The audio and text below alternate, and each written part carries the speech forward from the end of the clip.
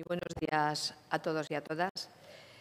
Vamos a comentar los datos que tenemos en este momento sobre la dependencia a 31 de mayo. Antes de que el gerente del Instituto Aragonés de Servicios Sociales comience a dar los datos, comentar que, como sabéis, este Gobierno desde sus inicios, si algo ha tenido claro, es la atención a las personas. Lograr su bienestar y que todas las personas en Aragón tengan los derechos que les otorgan las leyes. Y en este sentido decir que, hablando de servicios sociales, hemos hecho un gran esfuerzo. Tenemos el mayor presupuesto que hemos tenido en la historia en los servicios sociales y hemos llevado a cabo un gran avance en todo lo que tiene que ver con los servicios sociales y con el cuarto pilar del Estado del Bienestar, y, en concreto, también con la ley de dependencia dentro de los servicios sociales. Decir que con esto lo que hemos demostrado es que, como decíamos, lo decíamos en la oposición, se puede mejorar la economía y se puede avanzar en el empleo y disminuir los datos del paro y, a la vez, avanzar en el sistema del bienestar y en la atención a las personas. En concreto, vamos a dar los datos, como digo, de la dependencia. Decir, así como dato global, que en este momento estamos dando prestaciones a 26.705 personas y que a lo largo de la legislatura, de esta legislatura, en los 3 años de legislatura, desde el Instituto Aragonés de Servicios Sociales y en cuanto a personas dependientes, se han atendido a más de 20.000 personas nuevas. Y decir que, además de los datos cuantitativos, hablando de cifras, si hablamos de datos cualitativos, hemos puesto en marcha todas las prestaciones del catálogo de la dependencia, con 2 que vamos a poner próximamente. Además de trabajar, como sabéis, en la teleasistencia, donde no teníamos personas dependientes con el tema de la teleasistencia, ni tampoco teníamos el servicio de ayuda a domicilio para personas dependientes. Cuando llegamos al Gobierno, vamos a poner en marcha también 2 prestaciones que son, por una parte, la prevención de la dependencia a personas frágiles que no tienen ni siquiera grado 1, pero que queremos llevar a cabo un proyecto con ellas para el mantenimiento de la autonomía personal, y también algo que nos parece importante, que es la formación de los cuidadores de personas dependientes. Decir, pues, que lo que hemos hecho es atender a las personas, avanzar en la atención a personas dependientes, desarrollar el catálogo y una cosa que es muy importante para nosotros, que en lo que porcentualmente hemos avanzado ha sido en los servicios, lo cual supone también, además de dar un servicio de calidad, la creación de puestos de trabajo. Una vez más, lo que hemos demostrado es que los servicios sociales son, desde luego, una cuestión importantísima desde el punto de vista social, pero también desde el punto de vista económico, por lo que supone la creación de puestos de trabajo. Y una vez dicho esto, le paso la palabra a Joaquín Santos para que, de manera pormenorizada, os comente cuáles son los datos que a día 31 de mayo tenemos en cuanto a la atención de dependencia en la comunidad autónoma. Bueno, pues buenos días. Las diapositivas que vamos a proyectar las hemos entregado para que puedan disponer de ellas. Los datos de los que vamos a hablar son datos oficiales de la fuente de la que lo tomamos, que es la que publica el Inserso en su página web. Lo único que nosotros tenemos capacidad de ver datos adelantados. Voy a dar los datos adelantados de 31 de mayo que se publicarán de aquí a unos días. Se suelen publicar alrededor del 20 del mes, aunque hay cierta variabilidad.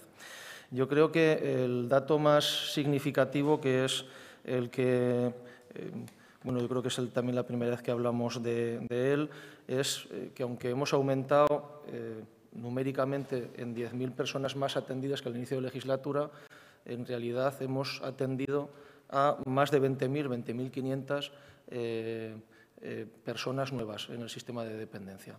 Lo decimos, el cálculo de las 20.500 surge, estamos hablando siempre de expedientes iniciales, de solicitudes iniciales de ciudadanos que no han recibido nada, y estamos hablando es decir, que esos 10.500 más no salen en la estadística final, porque están sustituyendo a personas que han fallecido atendidas. Es decir, en realidad la suma de los 10.500 fallecidos más los 10.000 que aparecen en la estadística es el que da esta cifra de algo más de 20.000. Es decir, serían 20.000 personas que han solicitado a las que hemos resuelto su expediente. Quizá los datos que estamos utilizando, ya digo que son datos oficiales del Inserso, la complicación que tiene el SISAD a la hora de dar datos es que son siempre datos de expedientes abiertos en el momento del corte estadístico. No son un acumulativo, es decir, no son una foto de un proceso, sino que son una foto de un momento determinado. Por eso es por lo que salen 10.000 más en la estadística, aunque hayamos metido a 20.500 personas más. Y los datos que van a ver en las diapositivas que vamos a proyectar a continuación son siempre datos a corte del 31 de mayo de cada uno de los años de los que estaremos hablando. A lo mejor, sí que les hemos incorporado porque utilizamos algunas abreviaturas o algunas siglas para hablar de las prestaciones. En la siguiente diapositiva, que es esta, figura una leyenda en la que explica cada una de ellas, porque si no a veces no se entiende, pero vamos, PCF es prestación del entorno familiar, PVS prestación vinculada al servicio, CD es centro de día, estancias diurnas o nocturnas, el PAP es la promoción de la autonomía personal, RES, atención residencial, y SAD, servicio de ayuda a domicilio. Y esta sería la evolución desde el año 2008 hasta el 2018 de toda la tanda histórica de la atención a la dependencia, de la evolución de personas atendidas. Yo creo que aparecen en colores diferenciadas las legislaturas por poder hacer una valoración también en ese sentido del esfuerzo que se ha venido haciendo en diferentes momentos para atender. Yo creo que en esta diapositiva el dato más significativo es que estamos en mes de mayo en el número máximo de personas atendidas y bueno, ya llevamos una evolución de recuperación de datos o de número de personas atendidas en esta tanda histórica. Si vamos a una diapositiva en la que explique cómo ha sido la evolución de cada una de las prestaciones, esta es una diapositiva quizá un poquito más difícil de leer, pero yo creo que lo significativo es que a partir del año 15 todas las prestaciones empiezan a subir y con anterioridad hay una evolución un poco diferenciada. Yo creo que la más significativa es la curva de más arriba, es la de prestación de cuidados en el entorno familiar, la prestación económica, la PCEF, en la que tiene un descenso muy importante del 11 al 14. A partir del 14 empieza a subir y bueno, seguimos una trayectoria de subida en esa prestación. Hay algunas que se ve claramente que empiezan en el 15, que son las que tienen que ver con la teleasistencia, con la ayuda a domicilio y con la promoción de la autonomía personal. Son prestaciones que hemos puesto en marcha en esta legislatura, por eso no había nada antes y empiezan a surgir en el año 15. Y luego las otras prestaciones que tienen una tendencia más o menos continuada son la de atención residencial y de centro de día, que bueno, progresivamente hemos ido incorporando personas. En la legislatura anterior se perdió número de personas atendidas en todas las prestaciones, salvo en la de centros de día, que subió 20 o 30 en todo el marco de la legislatura. Si hacemos una comparativa que hace también, de hecho, el Ministerio y hace el programa SISAD, y es en función, además, de cómo liquidan las cuantías económicas que recibe el Gobierno de Aragón en materia de dependencia, hay una distinción entre la prestación de cuidados en el entorno familiar y todas las demás sumadas. Una es una prestación económica pura para ayudar a los familiares o a las personas en situación de dependencia que atienden sus familiares. Todas las demás, al final, pagan un servicio que genera empleo. Yo creo que lo significativo es que en toda la tanda histórica, yo creo que es la primera vez esta legislatura que el número de servicios es superior al número de prestaciones económicas del entorno familiar. Ese es el esfuerzo que hemos estado haciendo. En la diapositiva aparece un sumatorio de todos los servicios, 6.217, y de las prestaciones del entorno familiar, 3.415. Ya digo, son sumatorios de personas nuevas, es decir, digamos el corte estadístico a 31 de mayo. Pero bueno, yo creo que se refleja claramente el esfuerzo que hemos hecho. En esta legislatura, 2 de cada 3 prestaciones nuevas son de servicio. mientras que la tradicional era que el volumen era mucho más importante de prestaciones del entorno familiar. Evidentemente, eso genera empleo y genera inicialmente una mejor atención, una mayor calidad en la atención de las personas en situación de dependencia. En cuanto a la evolución de las solicitudes, aquí hay un dato que resulta curioso. Las solicitudes estuvieron bajando de una forma continuada desde el año 12 al 15 y desde entonces han empezado a aumentar y a subir. La única explicación que se le puede dar al dato es que durante la legislatura anterior se tardaba muchísimo en atender a las personas, se llegó a estar incluso en 4 y en 5 años de demora en la respuesta a las solicitudes. Eso generaba una desincentivación en presentar la solicitud, y a partir de que hemos empezado en esta legislatura a atender las solicitudes de las personas en situación de dependencia, eso genera, lógicamente, un aumento del número de solicitudes. Estamos hablando de un 10% de aumento en lo que va de legislatura, aunque se está incrementando en los últimos meses. Por eso decimos que la explicación tiene más que ver con esa evolución de la respuesta más o menos rápida a la solución de las solicitudes que a factores de carácter sociodemográfico que no explicarían esta evolución. Y luego, por último, lo único que hemos puesto también una leyenda de significados, porque vamos a ver una diapositiva un poquito más complicada porque hay muchas barras, pero bueno, yo creo que merece la pena. Porque se puede ver un poco la evolución de los últimos años en lo que tiene que ver con las listas de espera. Entonces, bueno, van a aparecer 4 barras en la que distinguimos, bueno, casi que antes que empecé a explicar eso, en la implantación de la ley de dependencia que se aprobó en la propia ley, en sus disposiciones adicionales, establecía un calendario de implantación de los diferentes grados de dependencia en un calendario. Ese calendario duraba hasta el año 2012, pero justo en el año 2012 el Gobierno de España cambió ese calendario y alargó la entrada en vigor del grado 1 hasta el 1 de julio de 2015, y eso genera unos efectos estadísticos sobre la lista de espera que, para poderla apreciar en su totalidad, merece la pena distinguir entre personas que tendrían reconocido el grado de dependencia y personas que legal o jurídicamente tenían derecho a recibir la atención en un momento determinado. En función de que se mire una u otra, pues se ven datos relativamente distintos. Por eso esa distinción aparecerá una columna que ponemos total grado, que son el sumatorio de todas las personas que han tenido un grado de dependencia, 1, 2 o 3. El total con derecho, que es lo que acabo de contar, lógicamente se descuentan las que en el calendario no tenían derecho a entrar, pero sí que genera una diferencia en la visión estadística, y por lo tanto saldría un limbo, una lista de espera de personas con derecho, y un grado no atendido, que sería el número de personas que tenían una resolución de grado y que no eran atendidas. Bueno, no sé, es un poquito complicado, pero yo creo que con esa leyenda y con esta diapositiva se puede ver, porque además están, como hemos incorporado los números exactos de corte de cada uno de ellos. La columna total grados es el que decía, que son el sumatorio de todas las personas que tenían un reconocimiento de grado 1, 2 y 3, que es la columna que está de color azul, y se ve una evolución de un descenso en toda la legislatura anterior del número de personas que habían sido valoradas. Tiene que ver con la bajada de solicitudes, lógicamente, y luego hay un aumento del número, durante esta legislatura, un aumento el 15, 16, 17, 18, un aumento del número de personas con ese reconocimiento, con esa valoración de grado. El total de personas con derecho ya se ve, sobre todo en los años que van del 12 al 15, por la aplicación de ese calendario, que es menor, pero lleva una progresión relativamente similar.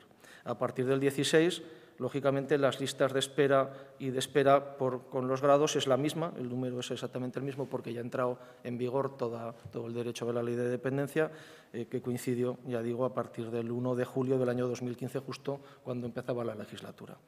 Y entonces yo creo que en esas listas de espera se ve por eso nos parece importante señalar esa lista de espera por grados, porque da una idea de la evolución de la atención de las personas un poco más ajustada a la realidad, o por lo menos complementaria de la realidad con la de la lista de espera normal. No sé si con esto me he alargado excesivamente, pero como luego pueden hacer las preguntas que deseen. Y luego hay algunos datos por provincias que no voy a comentar, pero que tienen a su disposición, salvo si me quieren hacer alguna pregunta sobre ellas. Hay un par de diapositivas, pero bueno, fundamentalmente de expediente de personas atendidas, lista de espera y porcentaje de lista de espera por provincias, y esa sería una, y la otra, el número de personas atendidas en cada una de las prestaciones por provincia. En esta última, cabría decir que el número de prestaciones de promoción de la autonomía personal, que es una prestación que es esencial para el grado 1, pero complementaria para los grados 2 y 3, hemos incorporado solamente aquellas que es esencial. Hay hasta 3.000 más que se están dando de forma complementaria, pero que no hemos recogido en este cuadro, aunque están en la estadística estatal. Y yo creo que con eso aprovecho para volver a hablar del nuevo logo que hemos aprobado para unificar la imagen de todo el sistema público de servicios sociales, y vamos a empezar a utilizar en los actos. Respecto a lo que ha comentado la consejera del nuevo servicio de promoción de la autonomía personal, sí que les querríamos informar de que a partir es un servicio que pusimos en marcha al año de iniciar la legislatura, especialmente destinado en su inicio. Esta es la imagen del programa. En el inicio del programa lo que estaba destinado a personas de grado 1, es un servicio que estábamos y estamos dando en la red de hogares del IAS y que ha sido una experiencia que hemos valorado como bastante exitosa. Aunque en número no haya atendido a muchas personas, lo cierto es que hemos detectado que está sirviendo, sobre todo con esas personas que tienen un grado inicial de dependencia, para dos cosas fundamentales. Una, para revertir algunos de los deterioros que se producen por el hecho de la dependencia, tanto de carácter físico como cognitivo. Ayer estuve visitando el hogar de Valdefierro y viendo a los usuarios que lo comentaban y refieren una mejora en su condición tanto de movilidad como de algunos deterioros cognitivos que habían podido tener. Ese sería uno de los factores, ese es el motivo por el que lo creamos, pero hay otro efecto importante que está generando ese tipo de servicio, que es el que tiene que ver con combatir la soledad de las personas en situación de dependencia, que al empezar a sentirse más débiles tienden bien a quedarse en casa, o las familias también a veces a proteger y a veces a impedir que salgan del domicilio. Este servicio facilita que salgan de casa y se junten, porque son atenciones grupales, se reúnan con otras personas que están en una situación relativamente parecida a la suya y se produce un fenómeno de socialización que resulta muy importante. Visto la experiencia de éxito, entendemos, de esa puesta en marcha, que lo hemos puesto en marcha en Aragón con un diseño diferenciado al de otras comunidades autónomas. En esto no hay ninguna otra comunidad autónoma que lo esté haciendo así. Se dan solamente horas de terapia, horas de terapia ocupacional, horas de fisioterapia. Aquí hacemos un pool completo de servicios. Hemos pensado que teníamos capacidad para incorporar en este mismo servicio a una nueva capacidad, que sería la de atender a las personas mayores frágiles, personas que no tienen un reconocimiento de grado de dependencia, no son siquiera grado 1, pero que tienen una serie de requisitos o de riesgos por determinados factores que pueden recomendar que se les pueda atender. En principio, esos criterios son criterios demográficos, tener más de 80 años, criterios clínicos, que son una serie de situaciones clínicas que nos den probabilidad de pérdida funcional o de pérdida cognitiva, que no voy a detallar, pero que se les podría facilitar si les interesa, de criterios sociales, que sería vivir solo, tener una vida reciente, bajo nivel socioeconómico, aislamiento social, y criterios sanitarios como un ingreso hospitalario reciente o una polimedicación. Bueno, pues con esos criterios, esas valoraciones, los técnicos de nuestros centros, en principio también en colaboración con el sistema sanitario, con los centros de salud del territorio, pues vamos a hacer esa selección de personas que pueden ser atendidas en este servicio. El contrato que lo va a gestionar empieza el 1 de julio, estamos acabando digamos, la puesta en marcha y la implementación del mismo, Y los servicios que contiene, que es un único servicio, pero con una serie de servicios internos o de contenidos, que serían todo lo que tiene que ver con habilitación y terapia ocupacional, la estimulación cognitiva, la promoción y el mantenimiento y recuperación de la autonomía funcional, las capacidades de moverse o de entender. Ayer, por ejemplo, una señora comentaba que no se podía al principio ni siquiera atarse los zapatos. Bueno, pues a base de los ejercicios de fisioterapia pues había recuperado no solo eso, sino incluso ya no se atrevía a hacer cocinar antes, ahora había vuelto a hacer algún plato de cocina, es decir, bueno, recuperaban, eso generaba además una satisfacción muy importante para estas personas. Formación en tecnologías de apoyo y adaptaciones del hogar. Es decir, las personas viven en su domicilio y normalmente está empezando a aparecer una dependencia y puede necesitar un asesoramiento para adaptar algunas de las condiciones del hogar para facilitar que puedan vivir en su domicilio de la mejor manera posible durante más tiempo. La formación sobre autocuidados de las propias personas en situación de dependiente, qué puedo hacer en mi casa para mejorar mis capacidades, atención social a través de trabajadores sociales, y luego se incorpora también un programa que tiene ya muchos años en el IAS, que es el programa Cuidarte, que es un programa de apoyo emocional con trabajo de grupos para los familiares de las personas en situación de dependencia, en algunas ocasiones para las mismas personas en situación de dependencia, de forma que en un número de sesiones, normalmente unas 10, pues vayan trabajando determinados elementos que emocionalmente generan importantes dificultades para las personas que hacen la labor de cuidador y que puedan desarrollar de otra manera, ¿no? Sobre todo trabajan temas que tienen que ver con el duelo de tener que renunciar a cosas en la vida para atender a alguien al que quieren, y una serie de, el darse permisos para poder hacer cosas, es decir, asumir la situación que puedan tener sus familiares más directos, todo ese tipo de cosas. Y incorporamos en este servicio, en el PAP, un servicio de formación específico para cuidadores de personas dependientes en una serie de elementos como pueden ser la prevención de caídas, la movilización de las personas sin hacerles daño, conocer la enfermedad familiar para entenderla mejor y entender qué pasa y, por lo tanto, mejorar la atención, cómo actuar ante situaciones difíciles, el aseo personal o la alimentación adecuada, el conocimiento de los recursos que están a disposición en su zona, la propia relajación de los cuidadores, y otros tipos de elementos de carácter formativo que se van a ir incorporando y que se ofrecen no solo a las personas que estén yendo al PAP, sino que se podrían atender a otros cuidadores de dependientes que estén con otra prestación y que quisieran acercarse a un módulo concreto de formación de estos. Y estamos a su disposición. ¿La lista de espera, cuánto tiempo permanece la persona que está en lista de espera?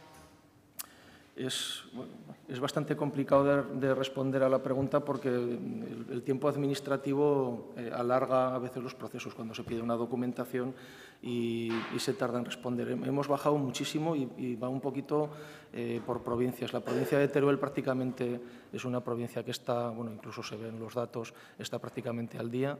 Si fuera solo la provincia de Teruel seguramente sería la segunda o tercera comunidad autónoma de España en lista de espera, o quizá la cuarta. En las demás, tanto en Huesca como en Zaragoza vamos un poquito más retrasados, mejor Huesca que Zaragoza, y en tiempo estamos empezando a reducir, a acercarnos al año por abajo, ¿vale? Pero estaríamos un poco en esas cifras. Ya digo, he dicho antes que empezamos en 4 y en 5 años y estamos reduciendo de forma importante esas listas de espera. Ahora estamos por debajo ya de los 8.000 personas en lista de espera, y yo creo que es en ese sentido de 8.000 o de 7.000, he dicho. No. De 7.000. 7.000. Por debajo de 7.000.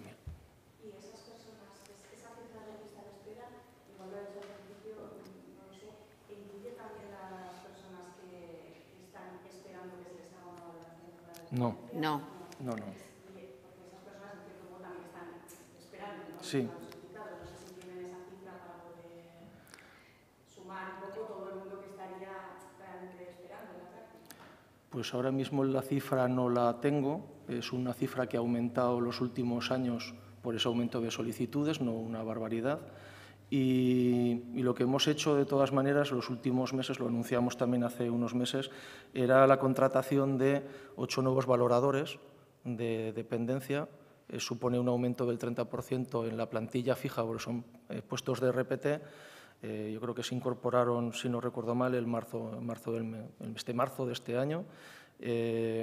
Y han tenido que pasar un proceso de formación y de adaptación a la tarea, están empezando a funcionar y desde esa llegada estamos empezando a disminuir también esa lista de espera de esos. Lo único que no se suman normalmente, no que no lo sumemos nosotros, no lo suma ninguna comunidad autónoma ni los datos oficiales de SISAD, porque no son personas que sepamos que tienen derecho. De hecho, hay un porcentaje alrededor del 20% que son personas que salen sin grado. Por lo tanto, no se suele sumar nunca esa cifra a la de lista de espera de PIAs, ¿no?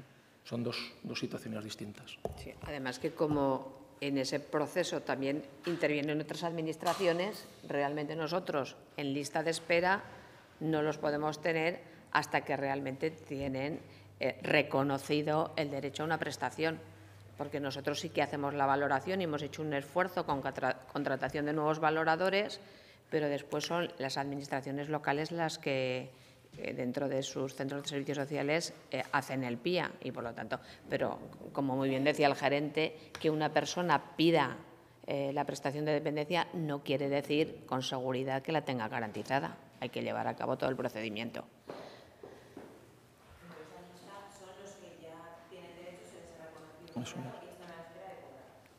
Exacto. De cobrar o tener una prestación. Sí, o de tener un servicio. De tener un servicio. Sí. Sí, pero vamos, el propio observatorio de la Asociación de Directoras y Gerentes o cualquier observatorio que habla de esto, cuando habla de lista de espera o de limbo, hablan del PIA. Y las estadísticas que publica el Ministerio también, decir, bueno, el otro también existe, pero...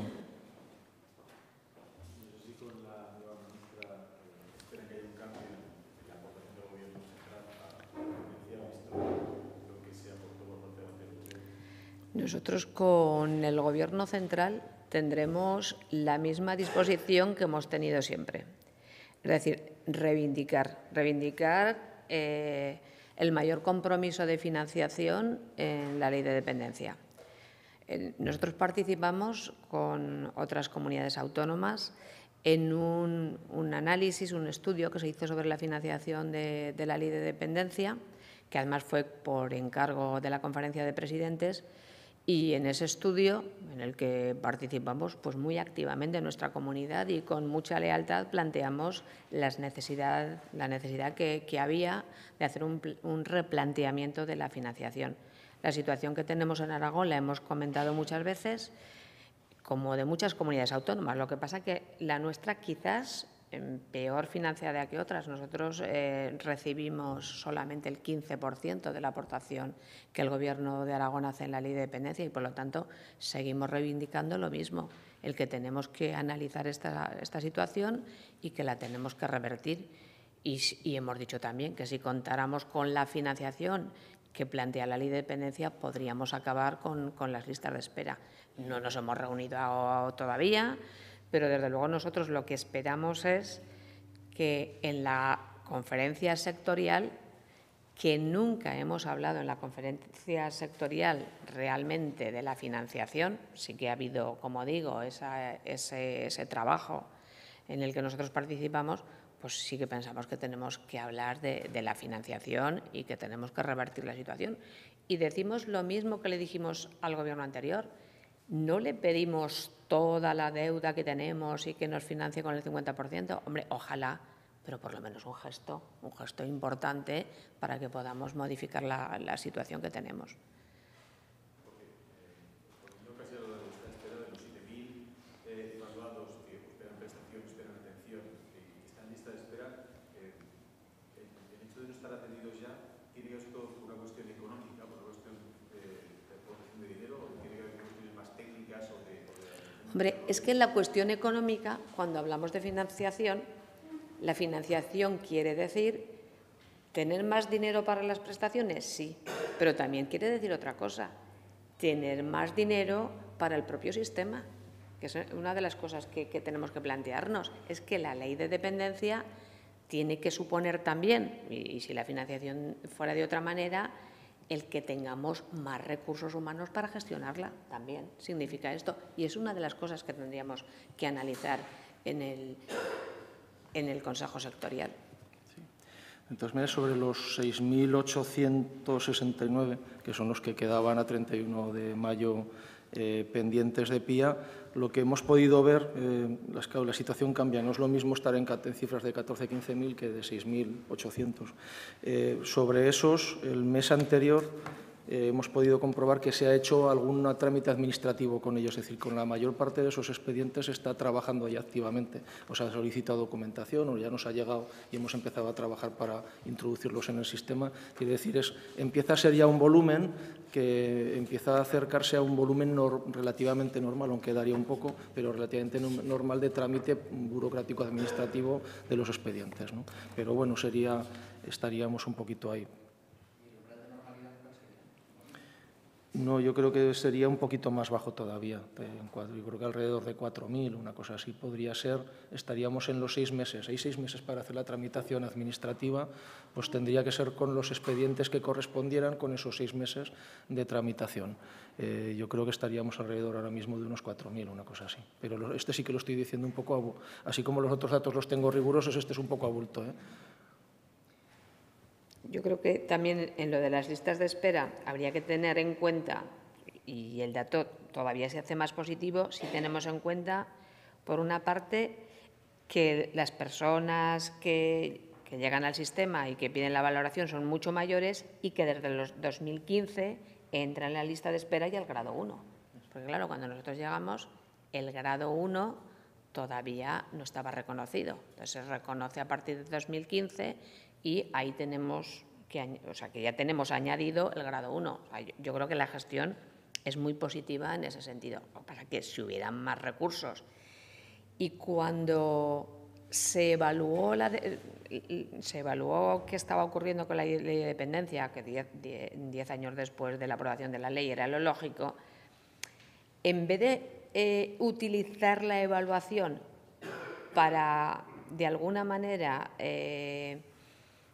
decir que los recortes del 2012 habían sido los adecuados, porque es para que lo que se hizo en la evaluación. En la evaluación lo que se vino a decir es los recortes del 2012 se justificaban con esa evaluación. No, la evaluación de la ley de dependencia es evaluar la ley de dependencia, es decir, qué ha pasado, qué nos falta, cómo tenemos que hacer las cosas para que se gestionen mejor. Que hay que decir una cosa, nosotros en Aragón hay bastantes cosas que hemos mejorado, pero lo que no podemos es cambiar una ley. No podemos cambiar una ley y a lo mejor 10 años después, en vez de justificar los recortes, lo que se tendrían que haber hecho son mejoras concretas para la gestión de la ley.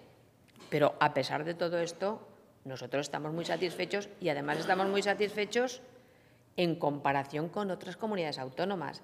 Es que cuando nosotros llegamos al Gobierno, nuestra comunidad autónoma era la comunidad que tenía una mayor lista de espera, era la 1. Y en este momento creo que estamos en el número 10. Sí. 10. O sea, el avance ha sido considerable, muy importante. Claro, no nos hemos puesto aquí a comparar otras comunidades autónomas ni comparar los datos. Hemos dicho las cifras absolutas, pero no hemos dicho en qué situación nos encontrábamos. Bueno, la ayuda a domicilio y la teleasistencia estaban a 0, pero en todo lo demás hemos mejorado considerablemente.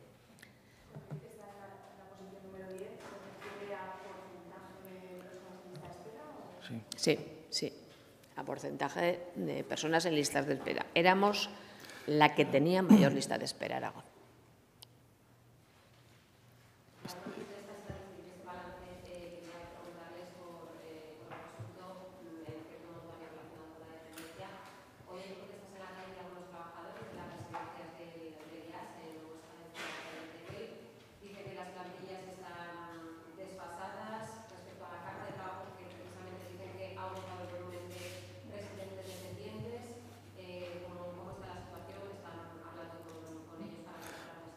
Sí, bueno, yo creo que ayer mismo además hubo una reunión de la Junta de Personal con la Secretaría General del IAS y yo creo que es un tema que está en vías de negociación en esa mesa de negociación. La Junta de Personal representan a los trabajadores del IAS, a los funcionarios fundamentalmente, pero vamos, casi todo el personal es funcionario, y yo creo que en ese marco la intención es hablar, por un lado, del refuerzo del verano, que es posiblemente uno de los motivos que está generando esa movilización o esa demanda de los trabajadores, y el conjunto de lo que habría que hacer en la dimensión de las plantillas de los centros.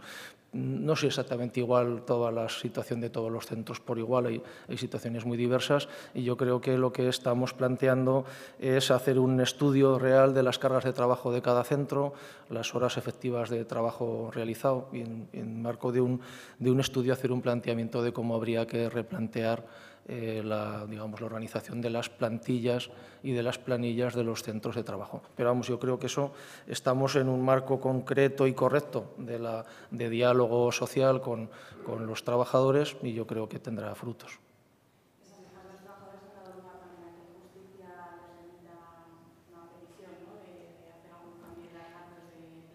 Sí, pero ahí estamos hablando ya de otra cosa.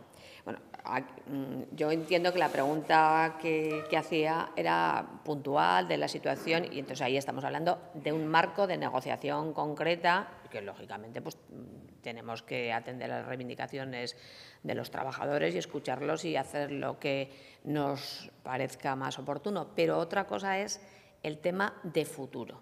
En cuanto al tema de futuro y lo que tiene que ver con las plantillas y los centros de servicios sociales, en este momento tenemos en el Parlamento, está en el proceso de debate en las Cortes, de la ley de los requisitos de centros de servicios sociales. Entonces, en el marco de esa ley que tendrá que ser aprobada en el Parlamento, también está planteado que en el futuro lo que hagamos es una revisión y un nuevo decreto 111. El decreto 111 es el que plantea, entre otras cosas, las ratios de los trabajadores en los centros de servicios sociales. Y, por lo tanto, habrá que modificar esto.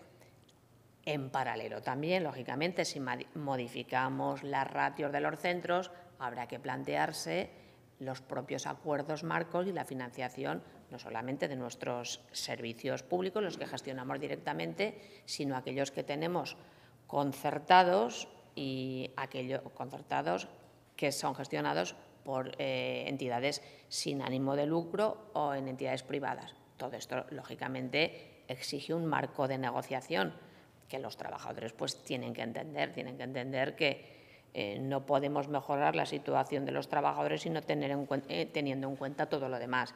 Y, por lo tanto, sí que estamos en este momento, una vez se ha aprobado la ley, de hacer el planteamiento de modificación del decreto, con todo lo que eso tenga como consecuencia, y, lógicamente, de la concertación de las plazas, porque, lógicamente, pues habrá una modificación de precios en ese sentido. Por lo tanto, sí que estamos en esa situación, teniendo en cuenta también que luego, cuando hablábamos de las reivindicaciones de los trabajadores en lo concreto, en un caso pueden ser con la propia Administración, de los centros que dependen de la Administración, y en otros casos de sus propias empresas y sus convenios colectivos, y nosotros ya no nos podemos meter, eso ya es un asunto de los trabajadores con la empresa, en su caso, que gestione el tema. ¿Cuántas personas, no sé si hay una estimación de cuántas personas se espera atender o se podría atender con los nuevos servicios? El diseño inicial que tenemos es llegar hasta 1.000 personas atendidas en el PAP. Yo creo que ese sería el número inicial, y a partir de ahí, si los llenamos, tendríamos ya que valorar en futuros contratos cómo lo ampliamos a otras localidades o a otros servicios.